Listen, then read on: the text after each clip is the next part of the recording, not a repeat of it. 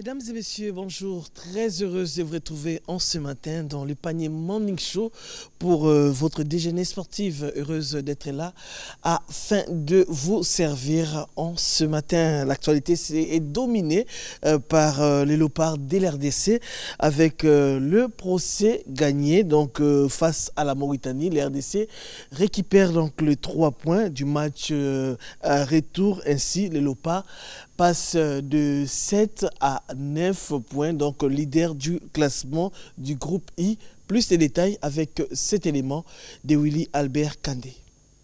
La FECOFA bat son homologue mauritanien sur tapis vert grâce à son recours réclamant l'inéligibilité du latéral gauche Kadim Diaw, joueur d'origine sénégalaise ayant joué au dernier CHAN en Algérie au sein des Lions de la Teranga du Sénégal. Pour la Fédération mauritanienne de football, Kadim Diaw n'avait pas besoin d'un changement d'association puisqu'il n'avait participé qu'à des rencontres du CHAN qui tombaient en dehors du calendrier FIFA. Cet argument a été rejeté par la CAF. S'appuyant sur l'article 5, paragraphe 3 des règlements d'application des statuts de la FIFA qui stipule, je cite, « Tout joueur qui a déjà pris part pour une association à un match international en tout ou partie d'une compétition officielle de quelque catégorie que ce soit ou de discipline de football que ce soit, ne peut plus jouer en match international pour une autre association. » Fin de citation.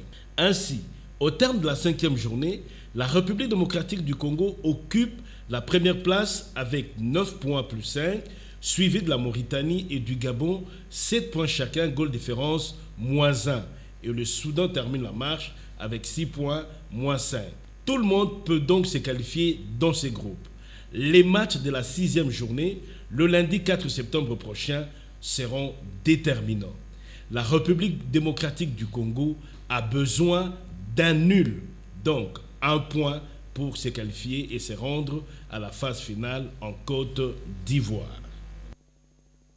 Nous gardons donc espoir, mais nous devons rester concentrés parce que tout peut se jouer lors de cette dernière journée des éliminatoires de la CAN Abidjan 2023, mais qui va se dérouler en 2024. Donc l'RDC n'a besoin qu'un point ou bien sûr pourquoi pas de l'emporter, mais il ne faudra pas donc perdre contre le Soudan parce qu'en cas de nul également de l'autre côté entre le Gabon bien sûr et la Mauritanie, les deux équipes peuvent donc avoir aussi la chance de se qualifier. Il faudra donc être vraiment prudent, il faut vraiment mettre toutes les batteries en marche afin bien sûr d'amener la nation congolaise à Abidjan. C'est ce que tous les Congolais sont en train de souhaiter.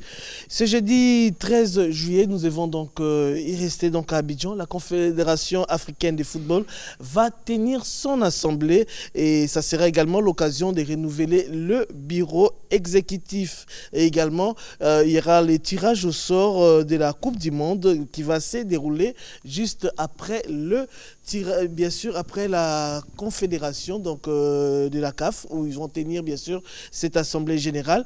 Après donc il y aura les tirages au sort de la Coupe du Monde FIFA et là également l'RDC donc est dans le chapeau 2 avec bien sûr le Burkina Faso, le Ghana, l'Afrique du Sud, la Guinée, Zambie et le Gabon.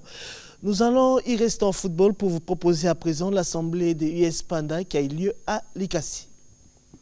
2022-2023 à la Lina Foot, US Panda B52 a tout de même fait bonne mine dans sa gestion administrative, technique, financière et médicale.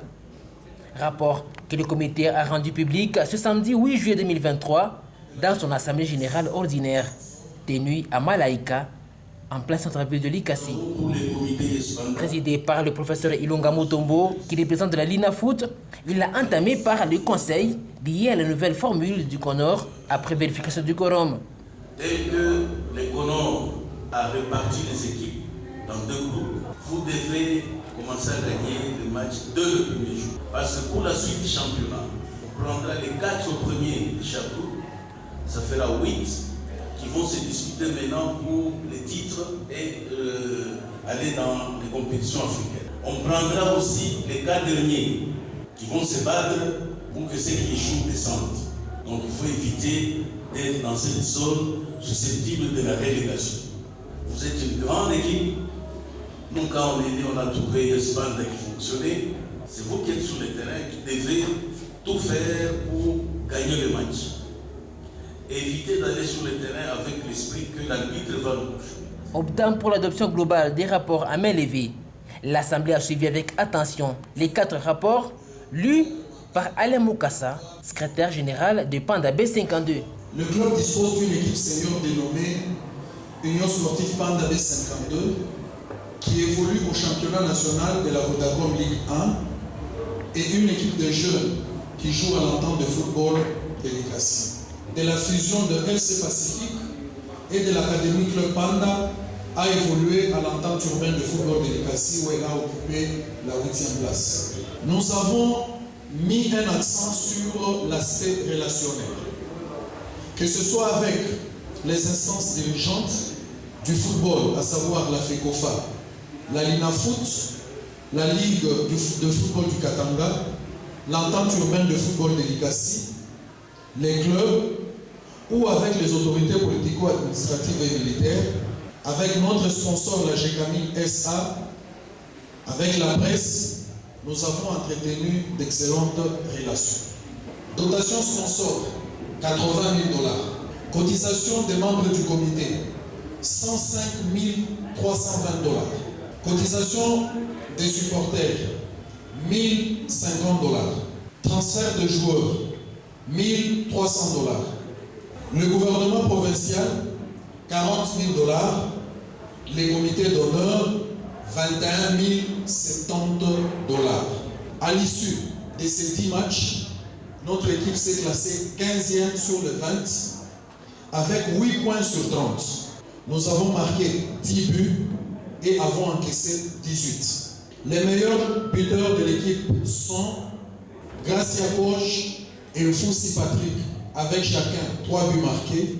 Sur le dossier des transferts, le secrétaire n'est pas allé par 4 chemins et éclaire l'opinion sportive. Formel et officiel pour un quelconque transfert d'un de ces joueurs ou des joueurs qui sont sous contrat avec USAN. Dans son entame, le président sportif du club, Ruti Kalonji Kabongo, et le représentant de la Linafoot ont prodigué des conseils aux joueurs.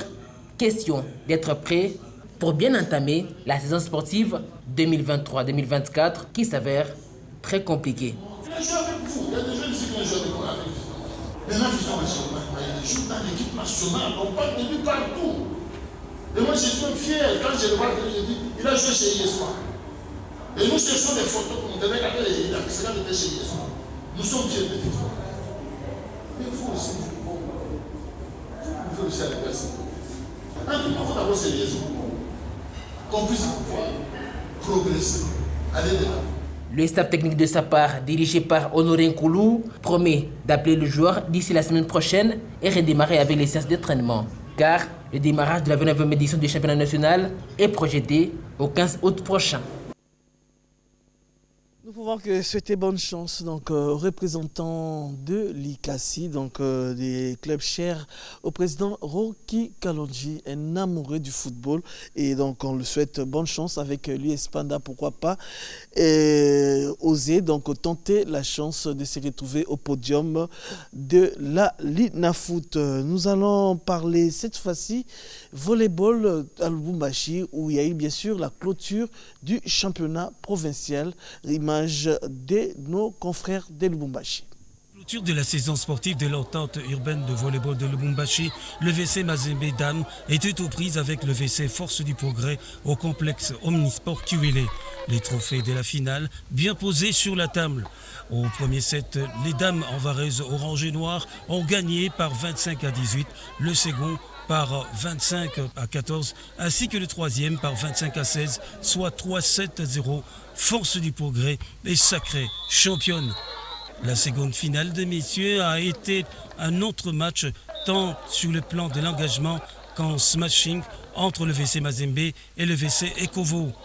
Le jeu d'égalité des 4 à 4 a basculé à l'avantage de Mazembe devant Ekovo, qui perd le premier set par 25 à 22. Le volleyeur de Mazembe remporte le deuxième set par 25-16 et le troisième par 25-18, soit 3-7-0. Le voilà hissé en tête de l'entente de Lubumbashi, édition 2022-2023. Dans leur speech, le président de l'entente de volleyball et l'honorable Modeste Baloy ont dit: Aujourd'hui, nous clôturons notre championnat qui avait pour devise la Renaissance. Notre championnat a été organisé du 30 au 9 juillet 2023. La version masculine et la version féminine. Notre championnat a connu la participation de 9 équipes. 5 dans la version masculine, à savoir VC Ecovo, VC Price, VC Police, VC Mazembe et VC Cheminot. Nous avons connu la participation de 4. VC Lupopo, VC Mazembe, VC Force du Progrès et VC Baraka. Ce championnat où nous avons vu la Force du Progrès et Mazembe gagner le coup. Et ici, c'est un encouragement à la jeunesse, éviter nombre de loisirs sains et qui permet à ce que la jeunesse s'épanouisse. De brevets et des médailles sont décernés aux meilleurs athlètes, aux dirigeants, arbitres et aux meilleurs clubs. C'est le VC Force du Progrès qui a remporté le trophée chez les dames, suivi du VC Mazembe. Par contre, chez les messieurs, le VC Mazembe a été sacré champion. La joie était perceptible sur les visages des volleyeurs de club. Restons toujours dans les sports de balle pour parler cette fois-ci du basketball avec l'organisation qui a eu lieu à Kinshasa de la zone 3 de 3x3. Et par rapport à cet événement, le président Benito de FC Foucache salue l'organisation. Fouroumé, tuteur de Basketball Club Foucache, présent à la dernière journée de la Nations League le dimanche 9 juillet à Kinshasa, n'a pas hésité de féliciter les organisateurs et appelle le jeune Congolais à la pratique de cette variante de basketball. C'est une très grande activité au niveau d'abord du basket et du 3x3 parce que le 3x3 n'est pas encore bien répandu ici au pays. En tout cas, félicitations à l'organisateur, la fédération et du point focal qui est M. Trésor Nganga. Félicitations, pour moi c'est une réussite. Pour une première, première été. Étant donné qu'on est en train de mettre en place cette structure dans les fédérations, il n'y a pas de compétition, au fait, 3x3, jusque-là, si je ne me trompe pas, ici à Kinshasa et dans les ligues et ententes de l'intérieur, il faut continuer à travailler sur la vulgarisation. Et la formation, parce que normalement, je pense qu'il y a des formations qui doivent être dédiées à nos techniciens et arbitres sur la spécificité 3x3. Ce n'est pas un nouveau sport, mais il faut tout simplement, dans les petites compétitions au niveau des quartiers, des fois, quand ils font les playgrounds, qu'ils essaient d'essayer. Parce que c'est comme ça qu'ils vont d'abord maîtriser les règles. Parce qu'on a vu qu'au départ, il y avait un problème à notre niveau, disons, du basket congolais. Il y avait des petites règles que les joueurs ne connaissaient pas. Ce qui a fait qu'on a perdu tous les matchs pratiquement à la première journée. Mais avec le temps, ils ont tout maîtrisé. Et si maintenant on vulgarise ça au niveau des ententes, des quartiers, les jeunes entre eux, organiser ce genre de compétition. À la fédération de vulgariser les basketballs 3x3 pour son appropriation. Pour terminer, donc, à titre de rappel, Abidjan abrite 2 grands événements, dont l'assemblée qui va se tenir tout à l'heure de la Confédération africaine de football. Après cette assemblée, il y aura le tirage au sort de la Coupe du Monde, là avec bien sûr la FIFA qui va se dérouler à partir de 16h là à Abidjan, 16h heure de Kinshasa. Et retenez bien que l'RDC est dans le chapeau des J-15 pour le 9e jeu de la francophonie qui aura lieu du 28 au 6 août prochain. L'RDC est en train de s'atteler afin de bien organiser ces grands événements qui va réunir plusieurs pays qui vont venir du monde entier. Encore une fois, merci à vous tous de nous avoir suivis ce matin. Le temps pour moi de remercier donc Discover Pongo qui a réalisé cette antenne sport, cette première partie bien sûr.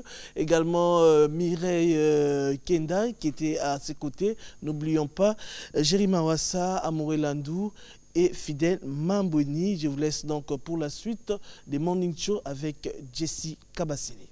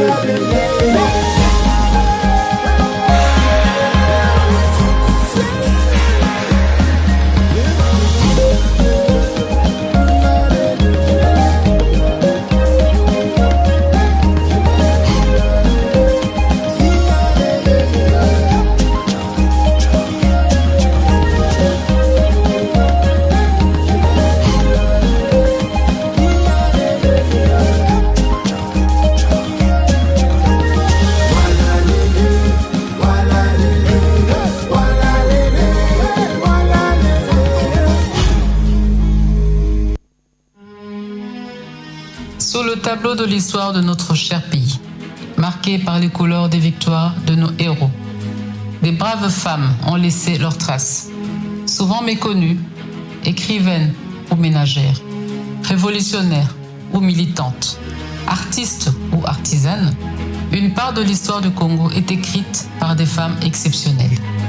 Faisant montre d'une bravoure inhabituelle, elles ont repoussé les limites à une époque où très peu de femmes ont bravé les stéréotypes. Présentes sur tous les fronts, politiques, sociales, scientifiques, militaires, culturels ou économiques, conscientes que l'âme du peintre n'est pas reconnue par son genre, mais par la grandeur de son œuvre. Femmes fortes dans leur lutte, vraies légendes de l'histoire, très souvent oubliées, dans nos annales, elles ont donné leur part d'héritage et ont conjugué le Congo au féminin. Le Congo au féminin, une initiative de la distinguée première dame de la République démocratique du Congo, Madame Denise Nyakeru Tshisekedi, dresse les portraits de ces héroïnes dont le combat a changé le regard du monde sur la femme en République démocratique du Congo.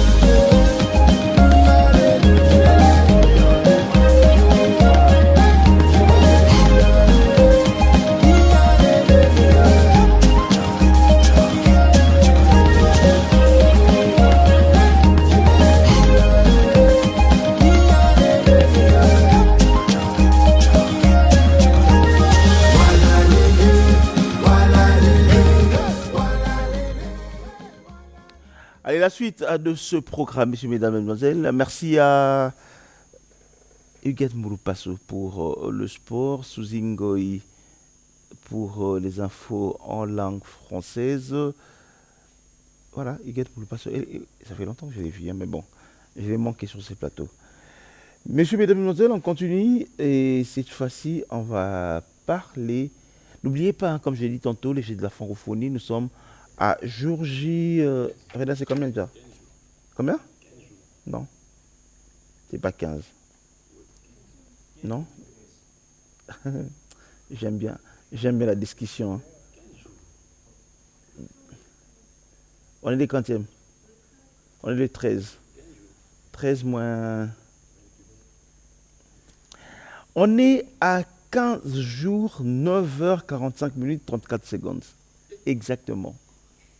De l'ouverture du 9e jeu de la francophonie. Il faut être plus précis. Voilà.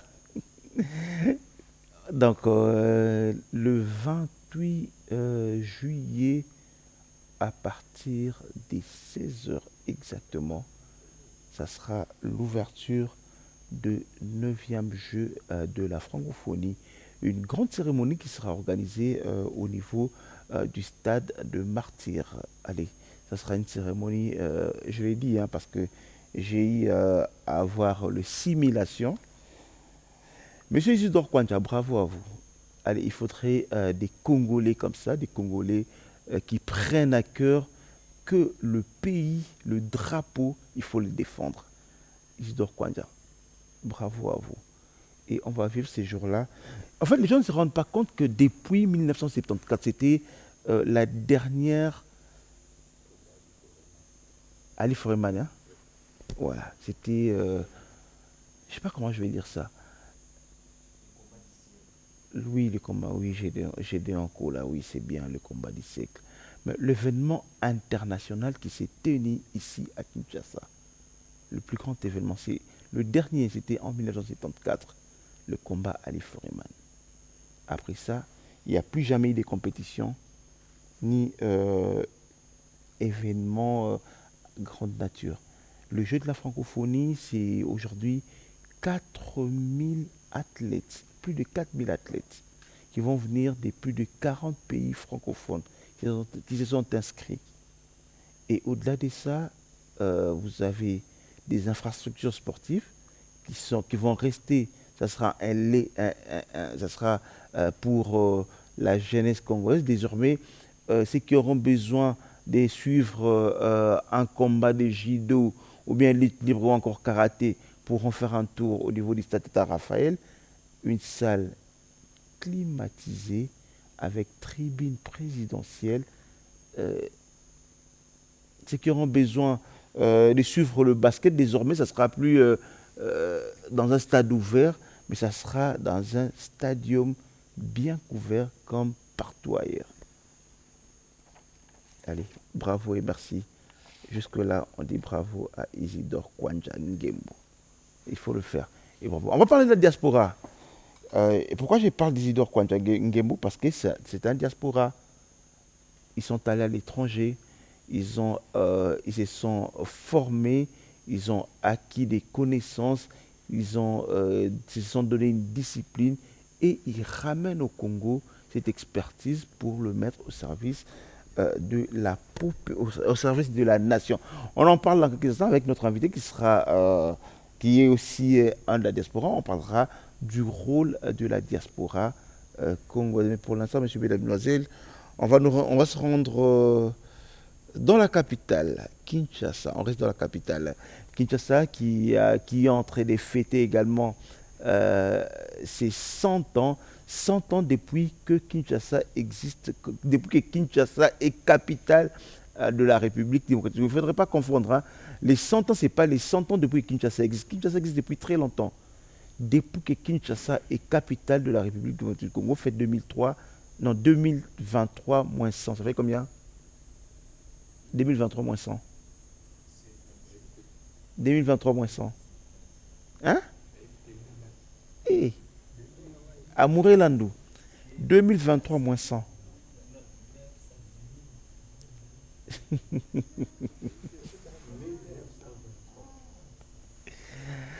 Merci, ancien. 1923, depuis que Kinshasa est capitale de la République démocratique du Congo. Je vous rappelle ce que j'ai dit au début de cette émission. Cette année, on s'était donné 3 rendez-vous majeurs. L'arrivée du pape, on l'a fini. Les Jeux de la francophonie, c'est dans 15 jours, 9h41 minutes 59 secondes. Les Jeux de la francophonie. Et au mois de décembre, ce sera les élections. Cette année, les élections, je vous l'ai dit, il y aura les élections présidentielles, les élections législatives, les élections provinciales. Mais la particularité de ces élections pour cette année, il y aura les élections des conseillers communaux. Les conseillers communaux vont voter le bourgmestre.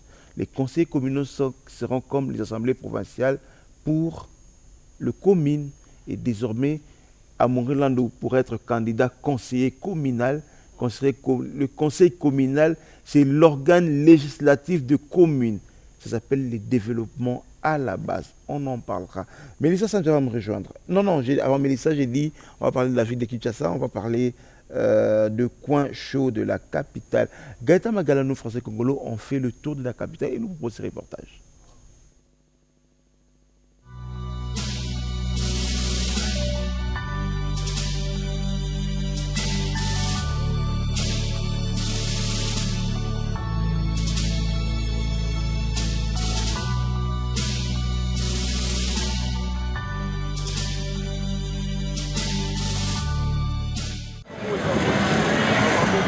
Entre le mur du village imaginaire de Moloka et Matungé dans le cœur de la commune de Kalamou, la folle ambiance habituelle et incontournable règne dans la capitale quinoise. À côté du Mouf, dans le célèbre bistrot et bar du coin, le petit commerce exerce.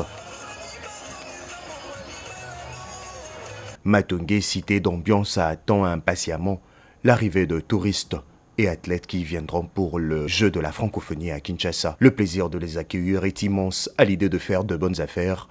Pour se rendre compte, ces jeunes vendeurs de chaussures et ketch croient fermement que l'arrivée de touristes et athlètes à la 9e édition de jeu de la francophonie est une source de revenus. Suka venir du SAD, parce que biso ba kiosque essentiel ceux qui ba paya baye, ba mona ke quand même qui casse za moi propre. Si tu biso notre sorte ka ba marchandise boye, dans une activité à 100%. Dans une activité vraiment à 100% de roteka. Matungé, réputé quartier d'ambiance, il suffit de s'y rendre au croisement des avenues du Star et couloir Madiakoko pour attester chaque soir l'ambiance frénétique, les ambianceurs. À quelques pas à la place Monakine, chaque fois, c'est la même image qui s'offre aux yeux de spectateurs. Une sousie de Patrice Emery Lumumba fait son spectacle, une manière pour lui de gagner un peu d'argent en attirant l'attention de passants. Comme dans un cirque, son attraction est payante. Matungé s'ambiance, s'impatiente pour voir ses visiteurs et se prépare à l'image au loin de l'état d'avancement de travaux dans le site du mythique stade Tata Raphaël d'Iveme. Kinshasa vie de Matungé à Capella. C'est la totale bascule. Ces coins mouvementés à fond et réputés pour la vente de la bonne et succulente viande des porcs.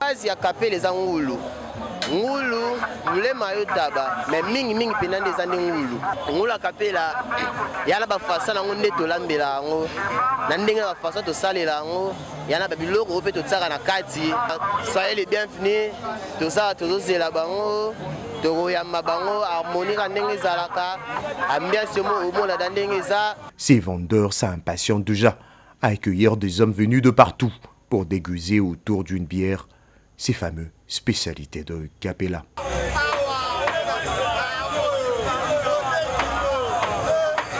Appelé poulet maillot, il faut minimum 20 minutes à 30 pour goûter cette spécialité de Bondalungwa. Mais comment ça marche? Et là, il y a 7 épices dans un mélange. À part on a jimbo, ou soit n'importe qui.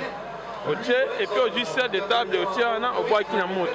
Ceci ici, au lucky saveur, soit au mazoul, soit muscat. Dans ce jus, on est au mélangé, au jus mayonnaise, huile et puis vinaigre, ou emballé.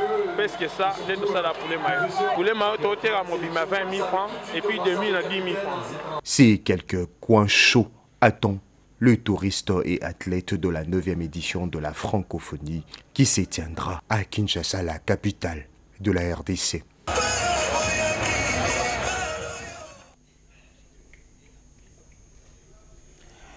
Ben voilà, on est de retour sur ces plateaux. Merci Redin pour me rappeler ça. Vraiment, il y a beaucoup de gens qui sont passés sur ces plateaux. La REDEM me rappelle, les Jeux de la francophonie sont une opportunité pour la jeunesse d'investir, c'est une opportunité pour la RDC d'investir dans la jeunesse. Isidore Kwanja Ngembo, directeur national de 9e Jeux de la francophonie. On va recevoir notre invité, il s'appelle Charles Bamana. Il nous vient de Londres. Monsieur Charles, venez.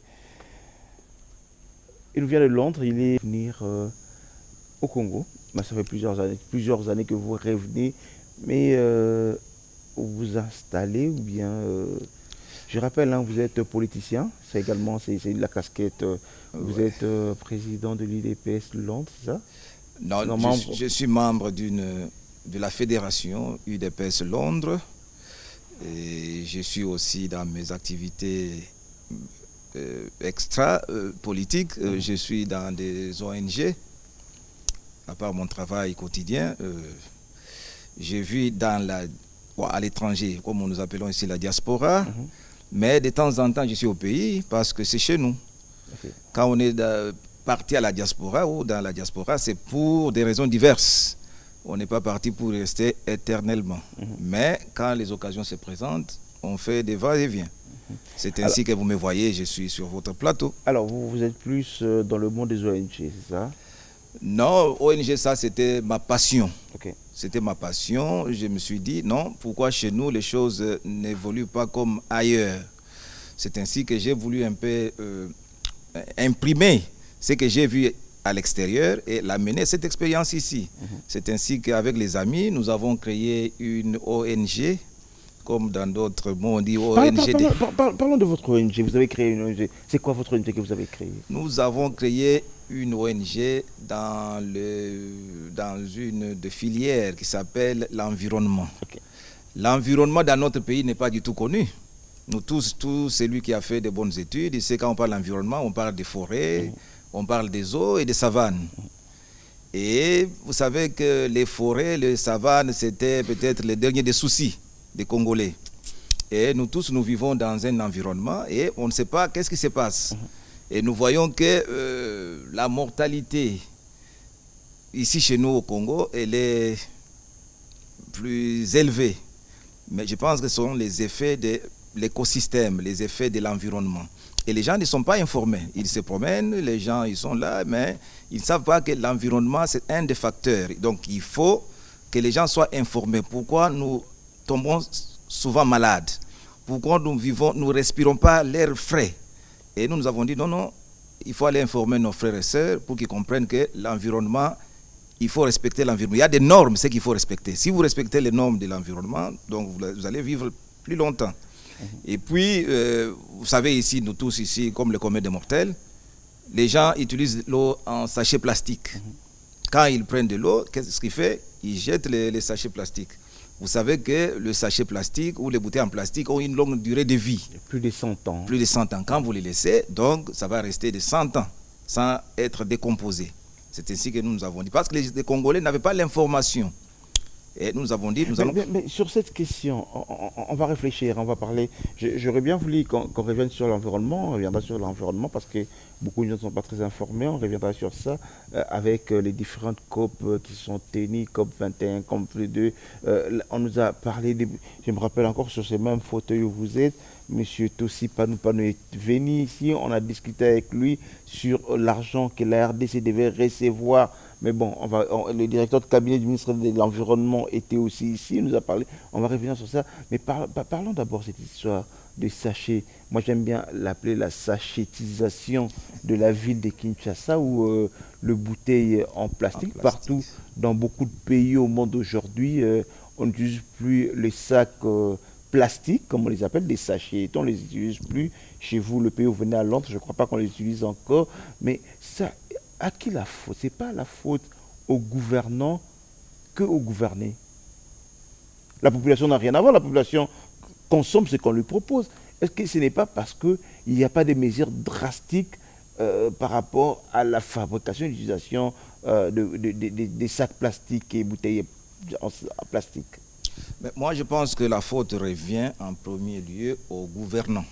Si vous savez, dans notre pays, si vous voyez l'architecture du gouvernement dans les temps, l'environnement n'occupait pas le premier plan. Il y a seulement peut-être ce gouvernement ici que l'environnement est devenu au top. Vous savez, maintenant on parle des ministères de l'environnement, les vice-ministères, après maintenant les ministres d'État. Avant, quand on mettait le ministre de l'environnement, tout le monde pensait que ce n'était pas un ministère juteux. Parce que les gens ne donnaient pas beaucoup d'importance. Mais ils ont oublié que le gouvernant, ils avaient une mission d'éduquer, de former la population Parce que la population n'est pas informée, n'est pas formée, qu'est-ce que vous attendez? C'est une population qui est vouée peut-être à l'échec ou à la mort. C'est ainsi que vous voyez que, comme vous appelez le problème des sachets, c'est un problème un peu qui n'a pas encore trouvé solution. Et c'est pourquoi moi je pense que les gouvernants, le gouverneur, les maires, comment vous les appelez encore, les bourgmestres, les chefs de quartier, ils ont une mission maintenant de faire ce que nous appelons des campagnes écologiques. Les campagnes écologiques, ce sont des campagnes qu'il faut mettre sur la place publique, informer notre population, le bienfait de recycler les bouteilles et les sachets en plastique. Là, en image, on est en train de vous voir avec... je dis qu'on va revenir sur ces images, on est en train de vous voir avec cette grande campagne que vous lancez pour, je vois, les gens sont en train de ramasser, voilà. Expliquez-nous, c'est quoi déjà? Nous, à notre niveau, avec notre ONG Ensemble pour l'environnement, nous nous sommes donnés pour mission de vulgariser, de former la population. Vous savez, les ONG ne sont pas financées par le pouvoir public. Mais nous, avec nos moyens de bord, nous avons dit nous allons commencer par un pas. Un pas, c'est-à-dire quoi? Nous commençons par une avenue. Et cette campagne s'est faite sur plusieurs axes. Nous avons lancé ça à Goma, parce que nous avons une base qui est à Goma. Nos amis de Goma, ils ont lancé cette campagne et la population a commencé à ramasser des bouteilles en plastique avec succès. Nous avons lancé cette campagne ici sur la ville de Kananga, où nous avons séjourné récemment. Et vous avez vu les mamans, les jeunes et les vieux, ils sont bien motivés. Mais ce qui manque, c'est l'encadrement. Mais avec notre ONG, l'Ensemble pour l'environnement, nous avons lancé un go. Nous ne disons pas que nous allons finir le problème. Ça, c'est un début. Je pense que beaucoup de gens, les écoles et les autres, doivent emboîter maintenant le pas. Parce que nous avons lancé peut-être ce qu'on appelle le flambeau, que les autres aussi puissent tenir. Et puis, nous allons vivre, nous tous, dans un environnement sain, où nous n'allons pas dire qu'il y aura le sachet zéro, mais il y en aura toujours, mais que ça soit maintenant à un pourcentage réduit. Parce que dans d'autres sites... Même si aujourd'hui vous criez sur tout le toit pour qu'on puisse ramasser les sachets, on puisse ramasser les bouteilles en plastique, mais si on continue à fabriquer, est-ce que le problème, ce n'est pas d'ordonner, que le gouvernement ordonne la fermeture de toutes ces usines qui fabriquent? Parce que vous allez par exemple au Congo-Brazza, par exemple, prenez un exemple, chez nos voisins le plus à côté, vous allez au Congo-Brazza, dans toutes les alimentations, tout le magasin, petite boutique du coin, lorsque vous achetez un pain, on vous le met en sac papier. Est-ce que le problème, ce n'est pas qu'il y ait une loi formelle pour qu'on puisse fermer toutes celui qui fabrique les sachets? Ça serait la solution en amont que de continuer à ramasser, parce que sinon vous allez ramasser toute la vie alors que les fabricants continuent à fabriquer. Je pense que c'est une des solutions parce que nous devons copier ce qui s'est fait ailleurs. Moi, je peux parler de l'exemple de ce que j'ai vécu un peu en Angleterre. Je pense qu'il y a une dizaine d'années... On dit que vous devez parler sur le micro. Hein. Je pense qu'il y a une dizaine d'années, le gouvernement a interdit la reproduction de sachets en plastique. Ils ont pris une loi où ils ont interdit à des entreprises, de grandes chaînes, de ne plus produire les sachets plastiques. Et par ricochet, il faut remplacer par les sachets en papier, les sachets qui sont décomposables. Et je pense que c'est une loi. Et je pense qu'au fur et à mesure, le grand magasin, ils ont commencé à suivre le pas. Et quand vous partez dans un magasin, au lieu qu'on vous donne un sachet en plastique, on vous donne un sachet en papier. Et je pense que ça, le rôle maintenant revient à notre gouvernement aussi de prendre une loi très forte.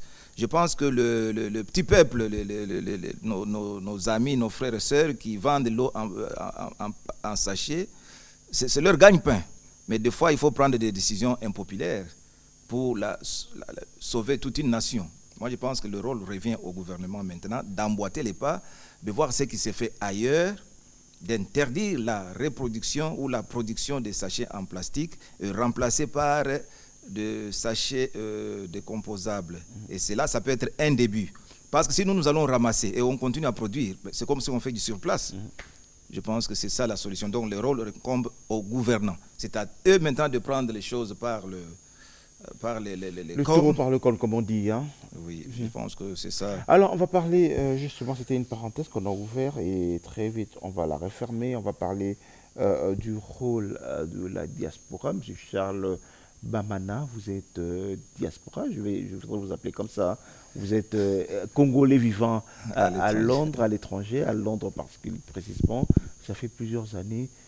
Pourquoi la diaspora congolaise, les Congolais qui vivent à l'étranger, ne jouent pas le rôle? Je prends la diaspora guinéenne par exemple. Aujourd'hui, on vous dit dans l'économie guinéenne, la diaspora guinéenne contribue à plus de 70% dans cette économie. Vous prenez les Sénégalais, vous allez les Nigériens partout, dans tout le pays. J'imagine vous connaissez les Nigériens de Londres, comment ils fonctionnent. Qu'est-ce qui manque aux Congolais qui puissent être comme les Nigériens, les Ghanéens, le Sénégalais? Qu'est-ce qui nous manque en fait? Pourquoi on n'arrive pas à jouer notre rôle? Moi, je vais cerner ce problème à deux niveaux. Je pense que le terme diaspora, chez nous au Congo, c'est un terme un peu péjoratif. Quand on appelle quelqu'un diaspora, et on pense un peu ce qui est mal, les diaspora. Donc c'est quelqu'un qui est parti, donc lui n'a plus la place dans notre société. Ce qui est faux. Les gens se sont retrouvés à l'étranger. Ils ont quitté la mère patrie, qui est le Congo, pour se retrouver à l'étranger pour diverses raisons. Il y a ceux qui sont partis pour étudier, ceux qui sont partis pour des raisons humanitaires, économiques, et ceux qui sont partis aussi pour des raisons médicales et consorts. Et se trouvant à l'étranger, vous connaissez notre pays il y a plusieurs décennies, le pays n'a pas été à la hauteur de nos attentes. C'est ainsi que les Congolais, la plupart, 90% des Congolais qui se trouvent à l'étranger sont des combattants. Combattants, c'est-à-dire quoi? Sont des battants. Sont les gens qui se démènent jour et nuit pour vivre. Et ça dépend, combattant, pas combattant dans le sens politique. Voilà. Pas dans ce sens politique, dans le sens de celui qui se réveille le matin très tôt pour survivre. Ça, je pense que 99% des Congolais sont les gens qui se battent. Parce que se trouvant à l'étranger, là-bas, il n'y a pas de l'aumône. Là-bas, vous devez vivre de vos propres efforts. Les Nigériens et les Ghanéens aussi ils font la même chose. Ils le font. Aussi, Et dire que les Congolais ne le font pas, je pense qu'un Congolais qui se trouve à l'étranger est en train de nourrir au moins 5 personnes ici au Congo. Tu vois, un jour, j'ai causé avec un ami blanc. Lui, quand il a son salaire, c'est pour lui-même ou avec ses enfants. Mais quand un Congolais reçoit son salaire, c'est pour le grand-père, l'oncle et tout consort. Et il me dit, mais lui, chez lui, il n'a pas cette mentalité-là. Quand il reçoit son salaire, c'est pour lui-même. Mais les Congolais, ils reçoivent. Au Congo, on appelle l'oncle malade, la tante, la nièce qui va se marier, il faut donner la contribution, tout ça. Donc les Congolais, ils contribuent pour cette économie, je pense à 90%. S'il n'y avait pas la diaspora, je ne pense pas que les Congolais... Moi, j'ai jamais... On en va discuter, échangeons. J'ai jamais été d'accord sur cette façon de voir les choses, parce que là, nous sommes dans l'informel, alors que les autres, ce sont les entreprises, comme vous voyez, les entreprises que les Nigériens ont installées chez eux au Nigeria. Quand vous regardez les entreprises que les Ghanéens ont installées au Ghana pour créer l'emploi pour des Ghanéens qui sont la main-d'œuvre aujourd'hui. Oui, mais c'est pourquoi moi j'ai parlé que je voyais ce problème à deux niveaux, du côté informel et du côté formel. Allons-y du côté formel. Du côté formel, nous avons des Congolais, des vaillants Congolais qui sont partis à l'étranger. Nous avons des professeurs, nous avons des économistes, les gens qui se sont donnés aux études ou qui ont réussi leur vie à l'étranger. Et qui sont restés à l'étranger. Et il y a ceux qui sont rentrés au Congo, parce que le problème aussi c'est les systèmes et les structures. Vous n'allez pas demander à un médecin qui évolue dans de bonnes conditions, qui fait son travail, et vous allez l'amener ici où je ne sais pas où il va faire son travail.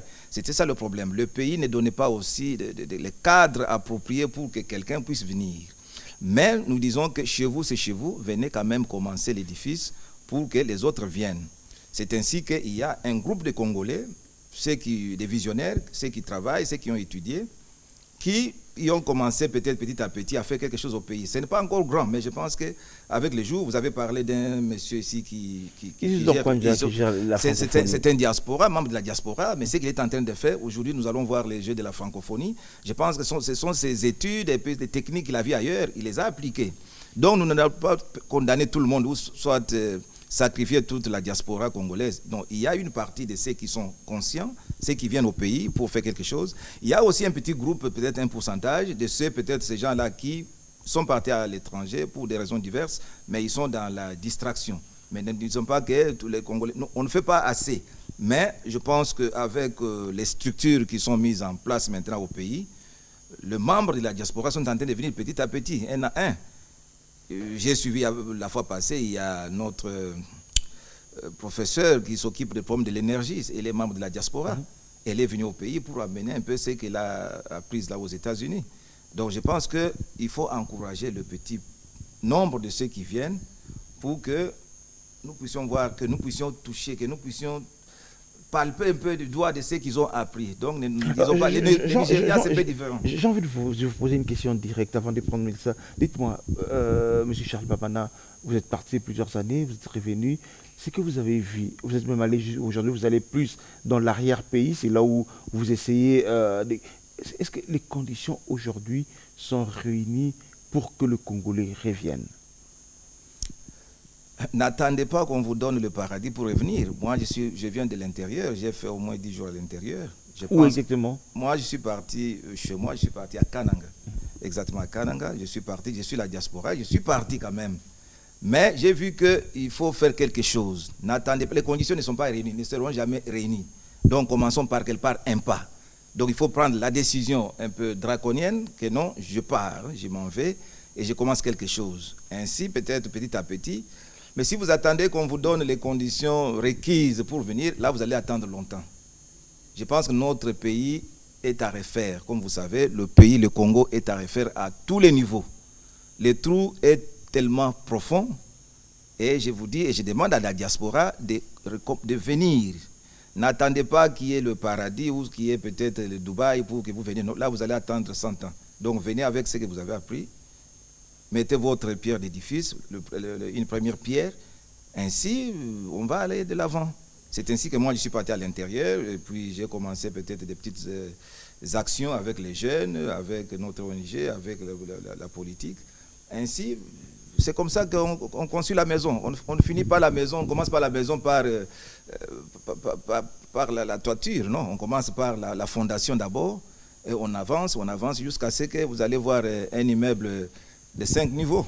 Je vous retrouve tout à l'heure, le temps de retrouver Mélissa Kachama. Mélissa va me rejoindre. Le deuxième micro, il est où? Mélissa va me rejoindre. On va parler tout à l'heure. Hein, je vais vous retrouver dans quelques instants. On va parler de ce que vous êtes allé faire à Kananga. On va parler de votre province, de la ville de Kananga particulièrement. Cette ville aujourd'hui, moi j'ai dit, hein, lorsque vous y arrivez à Kananga, lorsque vous y arrivez, on ne croirait pas que Kananga a autant d'intellectuels, Kananga a autant d'hommes d'affaires, on ne croirait pas. C'est le Kasaï central, en fait. Hein? C'est le Kasaï central. Le Kasaï central. Je salue monsieur le gouverneur. Comment il s'appelle? Le nom du gouverneur est parti. Bonjour Mélissa, ça va? Bonjour Jessie. Laisse-moi entrer chercher le nom du gouverneur qui est parti. Bon, ça va me revenir. Monsieur Kabeya. Oui, monsieur Kabeya. Kabeya Machi. Kabé John, on l'appelle John Kabé. Voilà. Mélissa Kacha, bonjour. Bonjour Jessica Bassel. Tu t'installes? Fallait pas que je m'installe. Les temps pour toi de réfléchir, j'ai pris le temps de me mettre. Bonjour monsieur le gouverneur John Kabé. Sinon il allait m'en vouloir si je n'avais pas bien cité son nom. Alors, on parle de quoi ce matin? Oui, on parle d'un EFO perso, comme on a l'habitude de l'appeler. Nous sommes allés voir ces mamans qui vendent les vendeuses de mitraille. Hein. Elles vendent des barres de fer, toutes sortes des histoires en métal, comme ça, vers le marché Isam, du côté rail. Alors, ces mamans ont parlé de leur douleur, comment est-ce qu'ils n'ont pas des lieux sûrs, là où elles vendent, et il y a des tracasseries tout le jour. Et on a un peu essayé de voir la vie de ces femmes-là qui se battent chaque matin pour nourrir quand même leur famille, nouer les deux bouts du mois. Voilà. Allez, grâce à leur petit commerce, ces mamans arrivent à nouer le deux bouts du mois. Et faux perso, c'est tout de suite. Mélissa Kachama et Fidel Mambweni ont fait un tour à Kingabwa pour nous proposer ce reportage.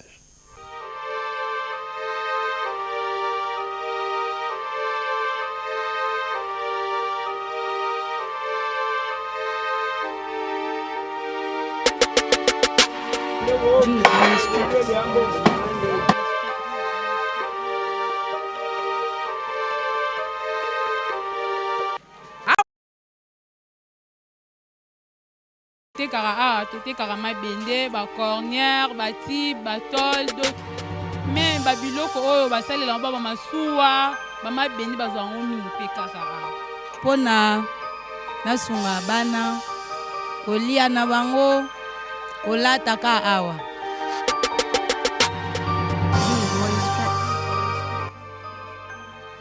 On a ba cornière de 40, cornière de 30, cornière de 25. On a un tol noir et bandit na 0,8, 1, 1,5, 2, si ba 10 mm exact. Ils dépendent na bata na saison elanga boye eza na talo mususu ya mbula. Difficulté toza nango ka ya terrain. Esika koteka eza te. Toteka ka na rai ya bato na tra. Osomona rai pe eza pembeni awa. Bazobenga na biso chaque jour. Esika koteka eza te. Ne tosenga lisungi bapesa biso terrain po tobokola tofuta banda kuka awa. Siko omona ka jour moko bakangila biso ba depo boteka te bolongwa. To me mama bende wapi tocha wapi. Esika eza te. Ne tosenga lisungi pa na bino boyo kabiso mawa. Osa biso mwa terrain moko tokoteka po tosunga mana bana.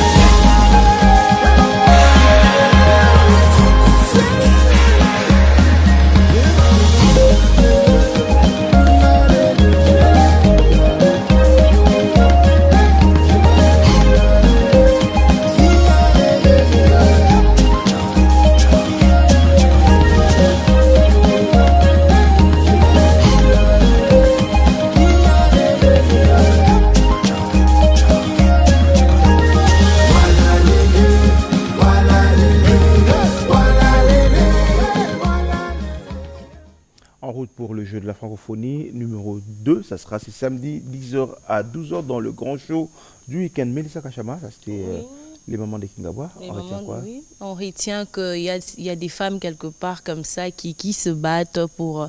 Bien qu'ils vendent des métals, il y a de 500 francs. J'ai vu sur place un monsieur venir chercher un truc de 500 francs, 1000 francs. Ils n'ont presque rien.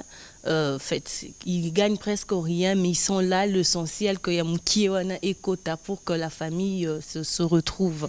Et voilà, leur cri d'alarme, c'est seulement ils n'ont pas de marché. Ils n'ont pas de marché, ils sont vraiment à leur propre sort, quoi. Le gouvernement. On continuera à interpréter Monsieur le ministre de PME. Voilà. Merci Mélissa Kachama. Merci.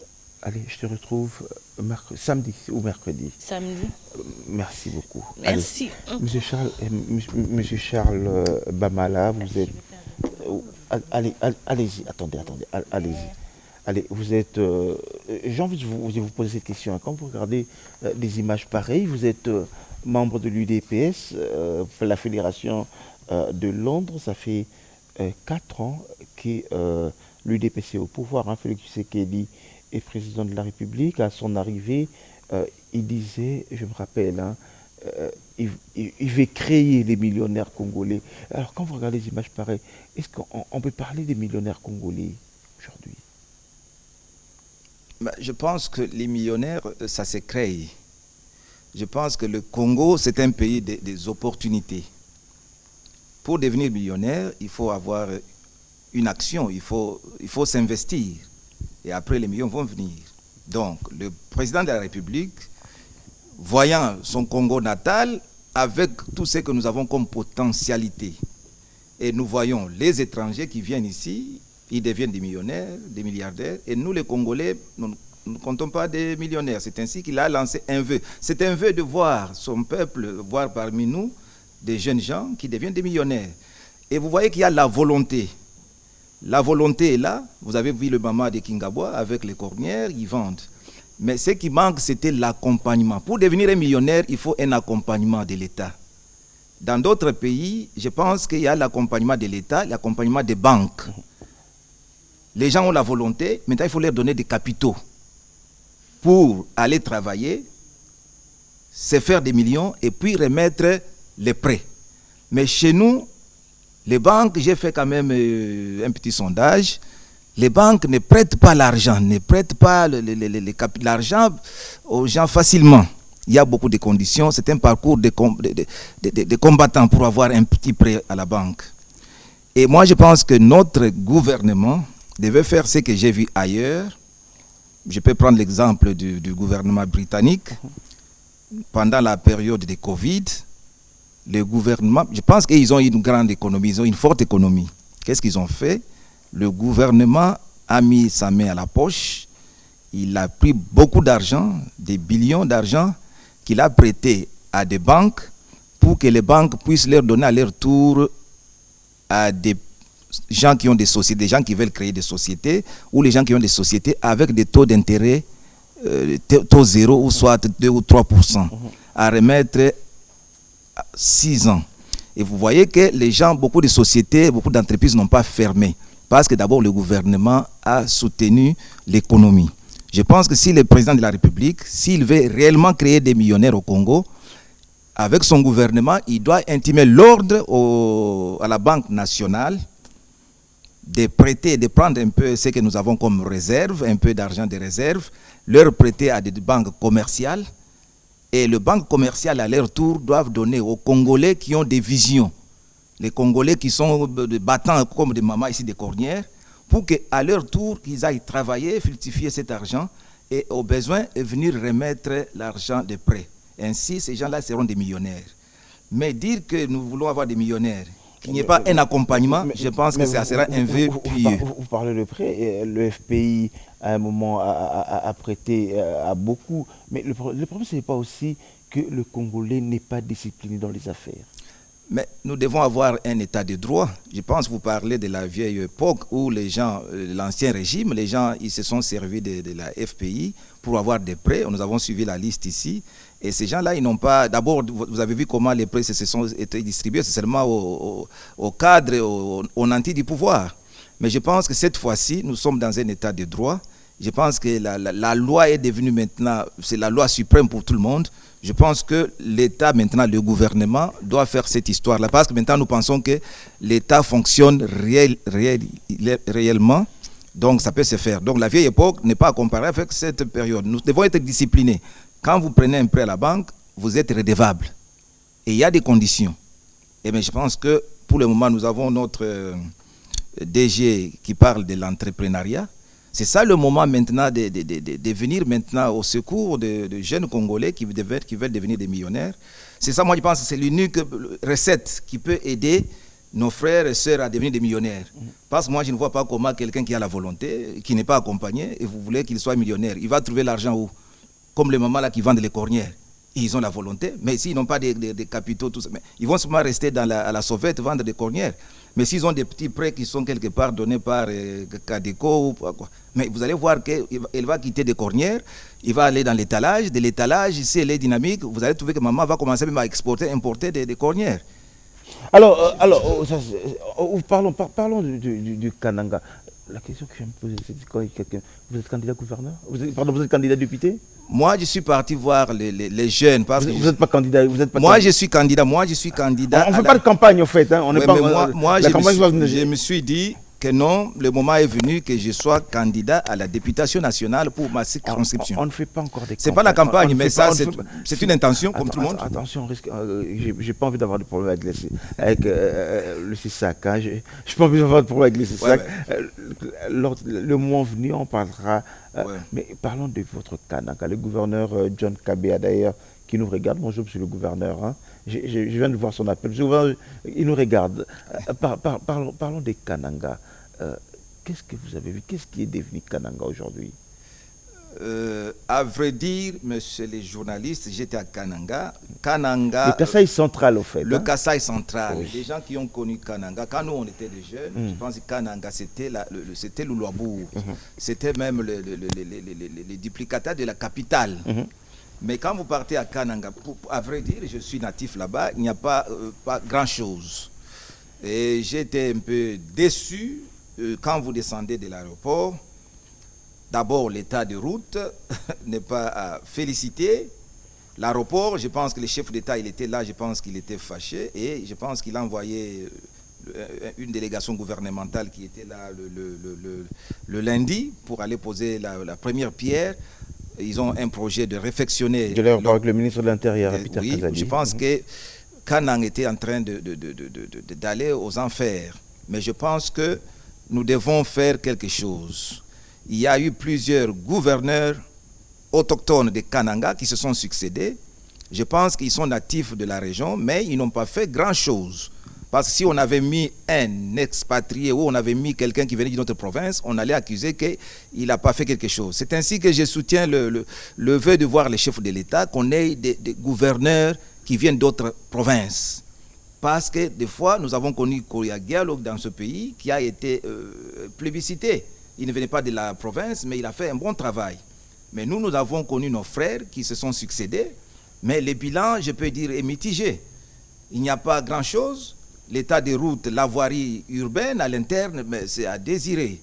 Et l'aéroport, n'en parlons pas. Mais je pense que nous sommes pendant le mandat des chefs de l'État est en train de se battre dans tout le point. Alors, quand vous dites ça, j'ai envie de vous dire, vous ne pensez pas qu'aujourd'hui, l'ennemi du Congolais, c'est le Congolais lui-même? Parce que Tshilé Gelou, le président de la République, avec son projet Tshilé Gelou, Kananga, le Kasaï, il y a eu beaucoup d'argent qui a été investi. Quand vous me dites ça, je me dis, si vous-même, Kasaïen, vous n'êtes pas en mesure de développer ou de construire votre propre province, c'est que le problème du Congolais, c'est le Congolais lui-même.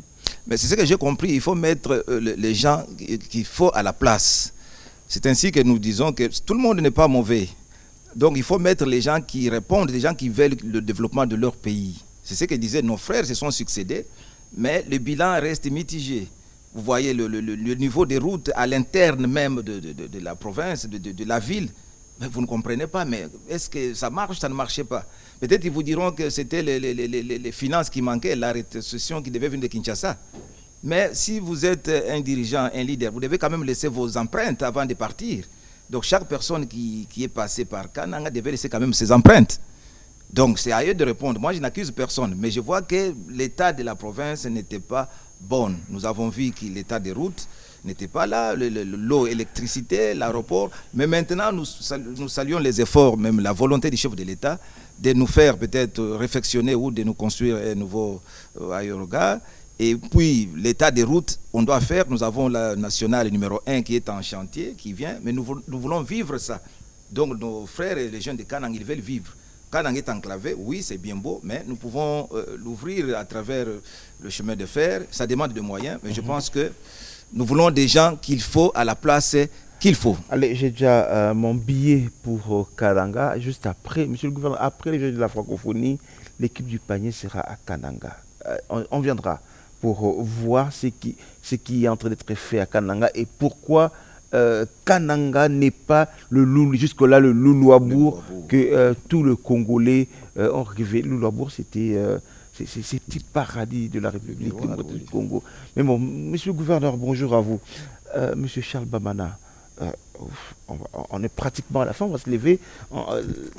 La norme dans cette émission, je vais vous donner ça. Oui. Je vais vous donner, on va essayer. Hein, voilà, je vais vous donner ça. Oui. Vous allez nous écrire quelque chose, quelque part où vous voulez, là ou là, je ne sais pas où vous voulez. Très vite, hein, parce qu'on va terminer sinon, parce qu'on va nous couper très vite. Non, je préfère que vous écrivez un peu plus bas, comme ça on pourra bien voir. Ouais. Non, mais monsieur, c'était un plaisir de vous tenir compagnie depuis 6h ce matin au nom d'Amouri Landou Pemba. Bon anniversaire. Bon anniversaire à Christian Kibadi. Bon anniversaire, Christian. Tonton Bilandita. Bon anniversaire, Tonton Bilandita. Mimine Timba Dibala. Dibila de la RTNC. Bon anniversaire, Mimine Timba Dibila. Voilà, vous avez écrit God bless le Congo. God bless le Congo. Que Dieu bénisse le Congo. Pourquoi seulement ça? C'est parce que ce pays, c'est un pays où coule le miel. Et tout le monde a les yeux tournés vers le Congo. Il faut que le Congo bénisse ce Congo pour que ce Congo retrouve la paix. Et s'il y a la paix, on va maintenant s'attaquer au développement. Bientôt, c'est les élections. Nous voulons que Dieu nous bénisse pour qu'on aille au développement réel, que le Congo voie les millionnaires. Vous avez parlé des millionnaires. On veut voir les millionnaires congolais. Alors, en 2 mots, le Kanangé qui vous regarde, s'il faut leur dire quelque chose. Antilouba, j'ai envie de vous dire. Oh, moi, je dirais ceci. Banabetou, les élections, il faut voter utile. Il faut renouveler la classe politique. Il faut nous soumettre le Bantou. Le Congo a besoin de gens dynamiques, pas les gens qui viennent pour se servir. Donc, nous avons besoin de jeunes. Merci. Je n'entends pas ce que vous dites. Vous dites en Chilouba. Je disais seulement que... J'espère que vous n'avez pas fait votre campagne. Hein. Allez, on a fini. Merci beaucoup. Vous disiez en 2 mots. En 2 mots, j'ai dit que les élections approchent, que les gens puissent voter utile. Nous avons besoin de nouvelles figures pour le développement de notre province. Merci, M. Charles Bamala. Mesdames et messieurs, rendez-vous au mois de décembre, qu'on ne vous trompe pas. Le 20 décembre 2023, il y aura élection du président de la République et il y aura élection des députés nationaux, des députés provinciaux et des conseillers communaux, mais aussi le président de la République. Donc, il y aura élection au mois de décembre. Qu'on ne vous trompe pas. Prenez toutes vos dispositions. Dans moins de 3 jours, ça sera la clôture des dépôts des candidatures pour les élections législatives. Si vous êtes candidat, allez déposer votre candidature, sinon vous aurez que vos yeux pour pleurer.